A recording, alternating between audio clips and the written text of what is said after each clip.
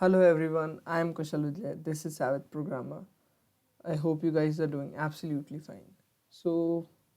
A day before we have started a new series on Git and GitHub, and this is a continuation of that particular series, the second video, and I'll be explaining the Git flow completely in an easy manner. And also, if you haven't checked out the channel, do check it out. I frequently post some amazing content related to programming. So let's get started with our Git flow explanation. I'll be using this particular image in order to explain what is the complete flow of Git. Uh, so the flow is divided into two parts. First of all, the local and the remote. Since we have not touched the GitHub part yet, we will not talk about remote and adding to it. So git push, pull and git record will be discussed in the upcoming lectures. This video will consist only the explanation of git flow at the local repository. So this is the git and github folder directory that I have created, and in the picture it is mentioned as working directory. Since we will be working inside this, all the files will be created inside this. I'm using VS Code as the editor. You can use any other editor like Atom, and since VS Code is very popular, I'll be using it to create files, to edit files. Fine. So let's start Git Bash here. And one more amazing thing for you guys is I'll be doing everything on this terminal window, and Git Bash terminal window is similar to Unix, right? It is your Unix based terminal, and the commands are also similar. So it will help you to learn Unix command as well. So those commands can be used on Linux. So you'll have a good command over that also. First of all, let me enlarge it. I hope you guys can see it clearly now. Big enough? Yeah. First of all, we have to initialize a Git repository. We have to make it a Git repository by using this command git init. So it will initialize a Git repository, and you can see it here.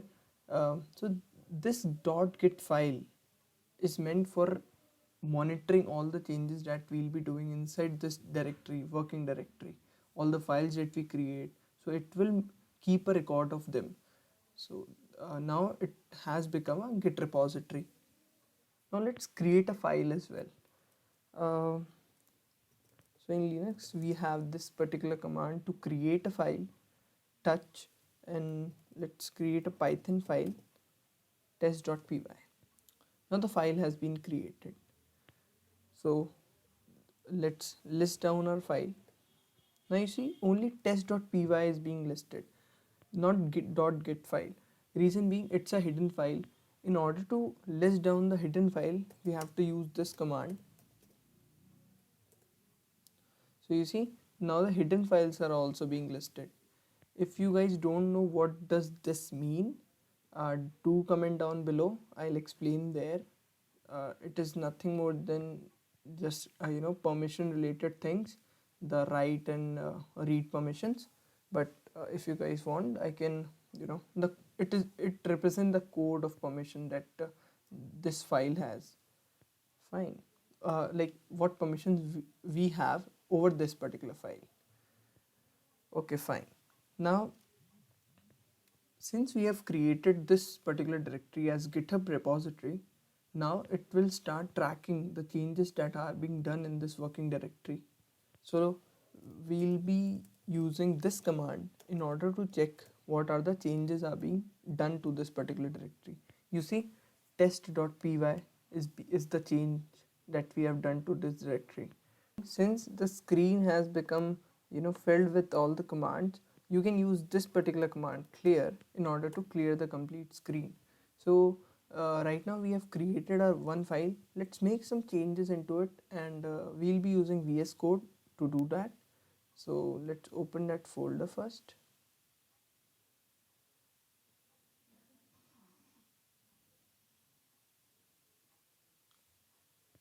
Here is the file. Let's create a function called add, which will add two variables.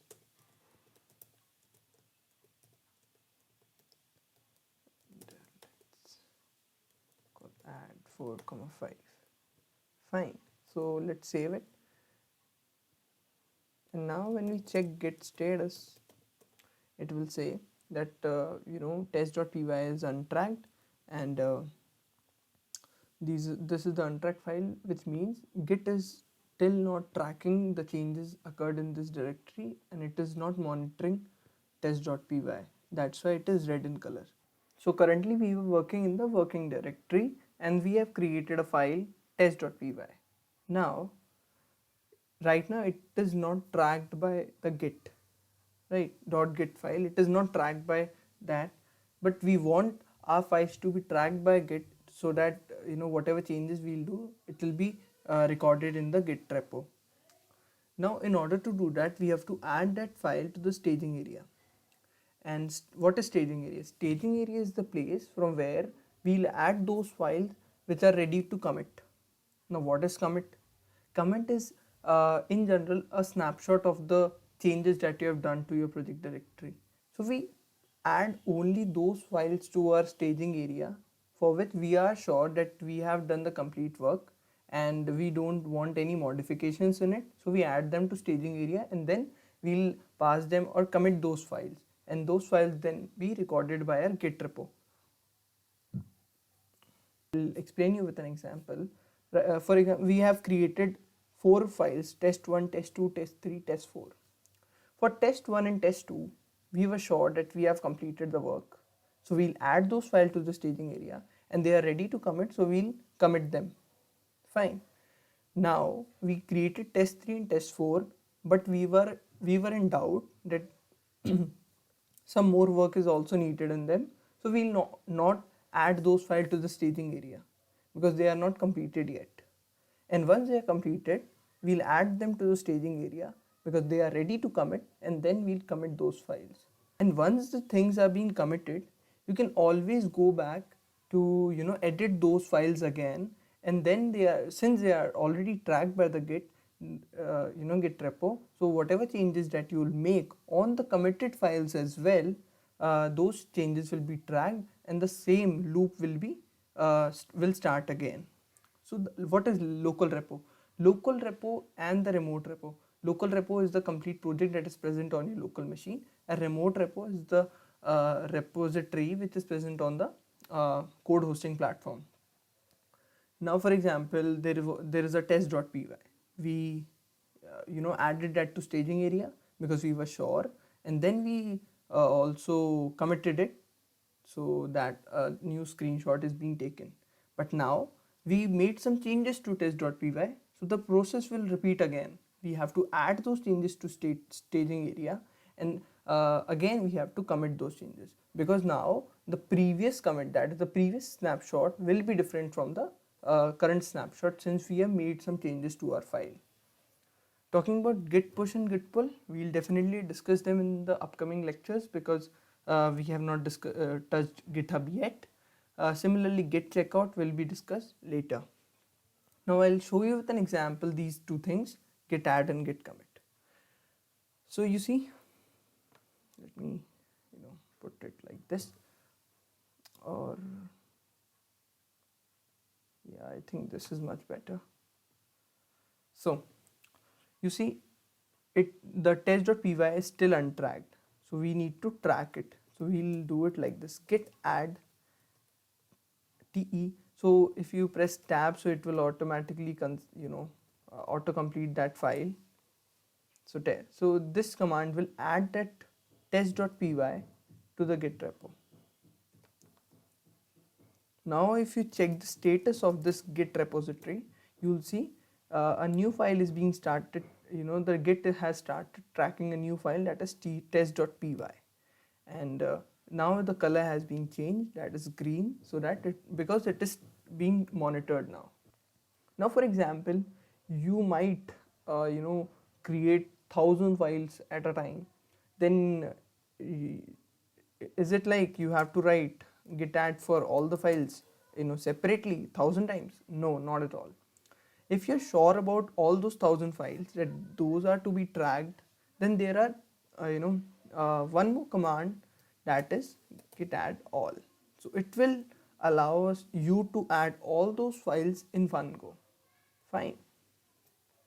Although I will prefer advise not to keep more than 2 or 3 files in being untracked. uh, you know Git is being used to make frequent changes, right? And to track those frequent changes and then commit, then push them.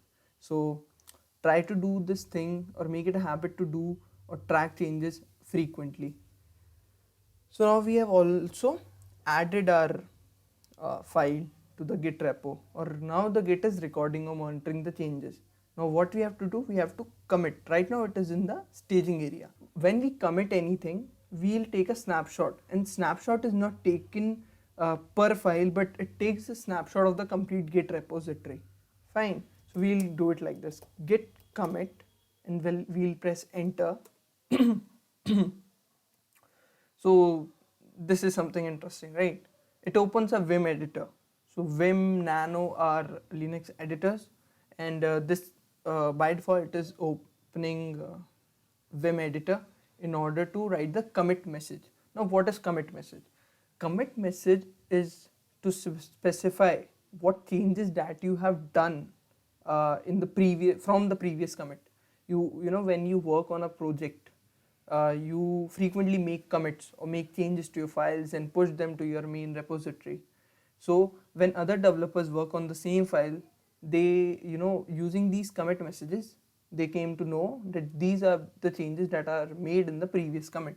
So they'll be able to work accordingly. So these commit messages are really important, and you should learn how to write them.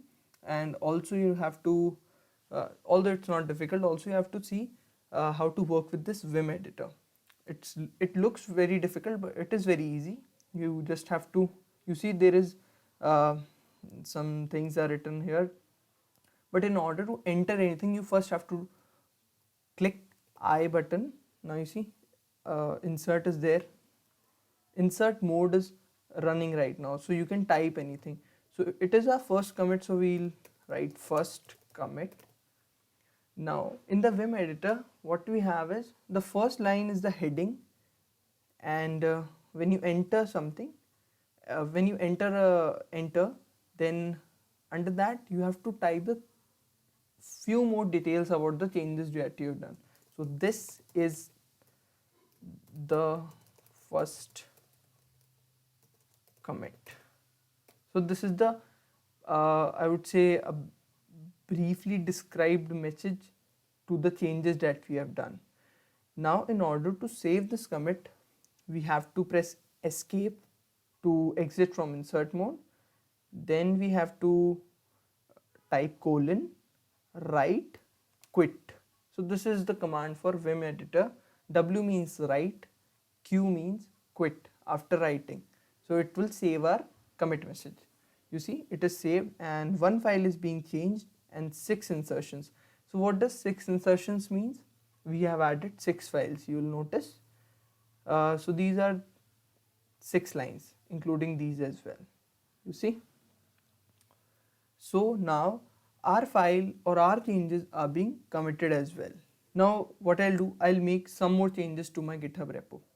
So I'll create one more file, test1.py, and one more file, test2.py. So let's check the status now. You see 2 new files are being untracked, that is 2 new files are being created. Now we are repeating the same process again. So let's make some changes to test.py as well. Let's make it multiply.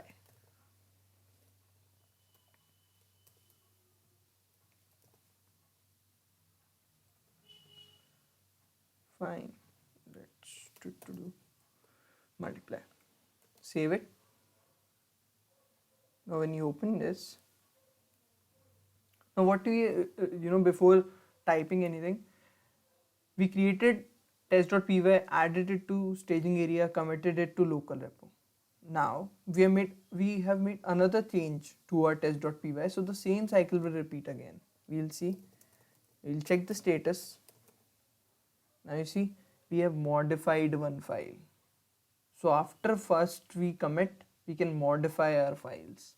So GitHub provides you such amazing, I would say, informative interface where it will provide you that these are the new files that you have created and this is the modified file.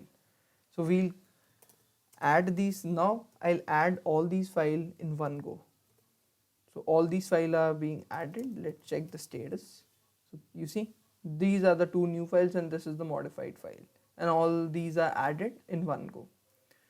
One more shortcut I will tell you is, now we have to commit, but writing the Vim edit inside the Vim editor, first the line then the complete paragraph, is pretty tiring sometimes. So we'll write commit message should be small but very informative, pretty precise to whatever changes we have done. So I'll write here. So yeah, without entering into the Vim file, we can specify the message here only. The message will be like, so I'm just writing second commit just to show you.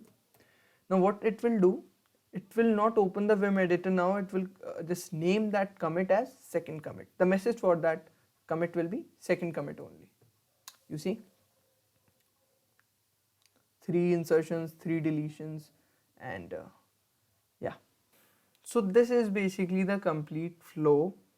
How I would say half of the flow, because we have not interacted anyway with the remote repo or GitHub anyhow, and also we have not used git checkout. But I hope you got some idea how things work, or you might got some idea how what does these words, the buzzwords means, right? If you guys have any doubts regarding this, do comment down, and if you find any mistake in whatever I explained, do comment them down, and do like the video if you have learned something from this. Do subscribe to the channel, and share this video with your friends, uh, you know to whom this particular thing will be helpful. Stay tuned for such amazing content. Thank you.